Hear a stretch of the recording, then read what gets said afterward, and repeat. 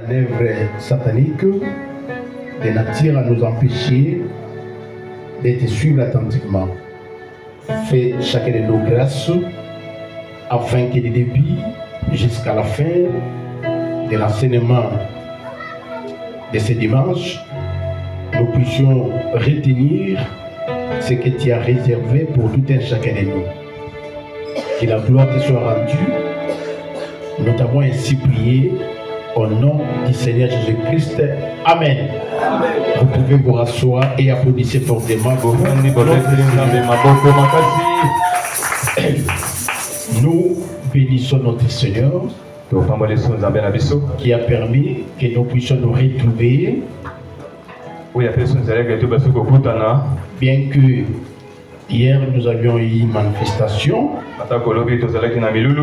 mais cela ne peut pas nous empêcher de rendre notre culte de ce dimanche. Voilà pourquoi malgré cette fatigue, tu t'es dépassé et tu as donné qui a pour thème le rétablissement de toutes choses.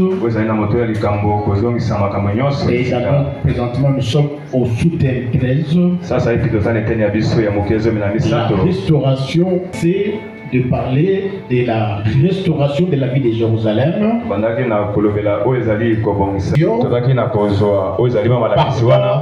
De ce qui s'était passé lors de la reconstruction de la vie de Jérusalem. Pour avoir une leçon actuelle. Alors nous continuons toujours dans cet aspect-là. Avant de passer à un autre aspect,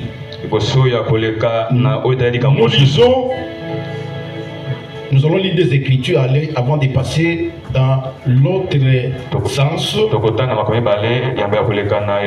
Nous allons lire le livre d'Esdras, chapitre 4. Dans son verset 12 à 19, et puis le verset 21 à 22. Et enfin, nous allons lire Psaume chapitre 147, verset 2. C'est après avoir expliqué les deux Écritures, nous allons passer à l'autre aspect de la ville. Alors dans Esdras chapitre 4, nous commençons par le verset 12. Les Juifs ont commencé à rebâtir la ville de Jérusalem. Nous avions dit aujourd'hui, époux c'est une femme. C'est l'église. Et c'est aussi toi. C'est aussi moi. Donc, nous avons dit qu'une ville, lorsqu'elle est construite, elle peut être détruite. Et lorsqu'on la détruit, il faut la reconstruire. Voilà pourquoi l'église peut être détruite. Comment? C'est par les enseignements. Lorsqu'on détruit les enseignements, les mal entrent dans l'église. Les mauvaises choses entrent dans l'église. Cela montre que l'église est détruite. Ta vie aussi peut être détruite lorsqu'il y a un faux enseignement, lorsqu'également les péchés entrent.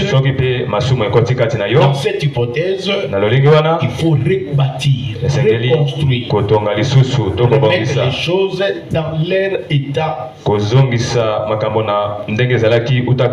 Alors, j'avais encore ramené les choses doctrinales en prenant le modèle de notre lieu de culte. Une fois que le lieu de culte est détruit, il faut le rebâtir. Il faut le reconstruire. Il ne faut pas le laisser comme ça. Et voilà pourquoi on a tiré des instructions. Mais la reconstruction de la ville n'est pas facile. Lorsqu'on rebâtit, ce n'est pas facile parce que l'ennemi ne peut pas accepter qu'on rétablisse. Parce que la ville de Jérusalem était la ville choisie par le Seigneur. Et c'est dans cette ville que Dieu avait placé un lié où on devait lui offrir des sacrifices. Parce qu'il avait dit aux Juifs, vous ne pouvez pas vous sacrifier dans n'importe quel endroit. Vous allez le faire que dans les lieux que j'ai choisis. Et les lieux que Dieu avait choisis, c'était dans la ville de Jérusalem. Principalement dans les temples. Donc voilà pourquoi Dieu, on ne lui offre pas des choses. Non.